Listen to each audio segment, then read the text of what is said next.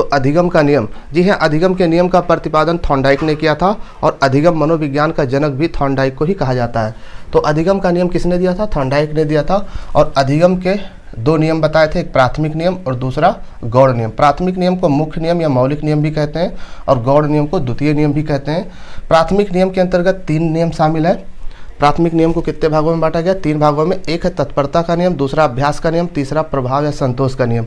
तत्परता का नियम ये कहता है, तत्परता के नियम को तैयारी का नियम भी कहते हैं। और तत्परता का नियम ये कहता है जिस कार्य के प्रति हम ज़्यादा तत्पर रहते हैं उसको तुरंत सीख लेते हैं।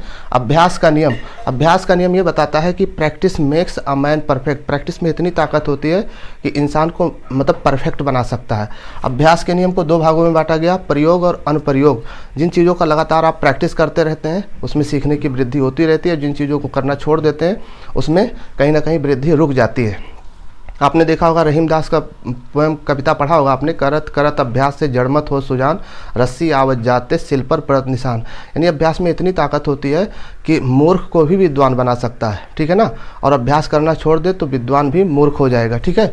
तो अभ्यास के नियम में देखिए, अभ्यास जो है खोई हुई क्षमता को वापस लाने का काम करता है। कोई कितना भी कमज़ोर क्यों ना हो, अगर एक चीज़ को कई बार पढ़े ना तो उसका खोपड़ा बहुत बड़ा हो जाएगा। एक चीज़ को 50 बार पढ़िए, अगर आप पढ़ते हैं और याद नहीं होता तो क्या करें? अभ्यास, क्योंकि practice makes a man perfect. क्यों? प्रैक्टिस ही आपको परफेक्ट बना सकती है और कोई दूसरा रास्ता नहीं है। तीसरा प्रभाव या संतोष का नियम। प्रभाव या संतोष का नियम ये कहता है कि जिस कार्य को करने से हमें खुशी मिलती है उस कार्य को हम बार बार करते हैं और तो उसमें ज्ञान की वृद्धि होती है। तो ये हो गया प्राथमिक नियम, मुख्य नियम, मौलिक नियम। अब बात कर लेते हैं गौड़ नियम, जिसका द्वितीय नियम के नाम से जाना जाता है। इसको 5 भागों में बांटा गया है। बहुप्रतिक्रिया का नियम, मनोवृत्ति का नियम, तीसरा आंशिक क्रिया का नियम, चौथा आत्मीकरण का नियम और 5वां संबंधित परिवर्तन का नियम, ठीक है।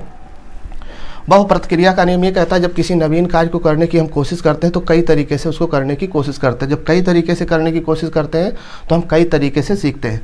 मनोवृत्ति का नियम ये कहता है कि सीखना मन की इच्छा पर निर्भर करता है। अगर मन बहुत अच्छा है तो आप ज़्यादा सीखेंगे, मन अगर नकारात्मकता है मन में तो आप कम से कम सीख पाएंगे। तो मनोवृत्ति पर निर्भर करता है, हमारे मन की इच्छा पर निर्भर करता है। इच्छा ज़्यादा है तो आप ज़्यादा सीखेंगे, इच्छा कम है तो आप कम सीखेंगे।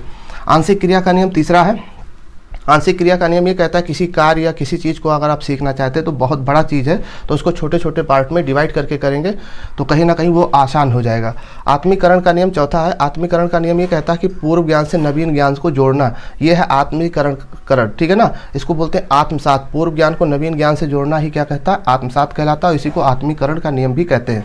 5वां संबंधित परिवर्तन का नियम। पूर्व में किए गए क्रिया को ठीक उसी प्रकार उसी तरह से दूसरी परिस्थिति में करना, यह है संबंधित परिवर्तन का नियम, ठीक है। तो ये थे अधिगम का नियम, चाहे तो आप स्क्रीनशॉट ले सकते हैं। और भी महत्वपूर्ण प्रश्नों पर लगातार चर्चा जारी रहेगी। चैनल पर नए तो सब्सक्राइब करके जुड़ जाइए। तो मिलते हैं नेक्स्ट वीडियो में, तब तक के लिए जय हिंद।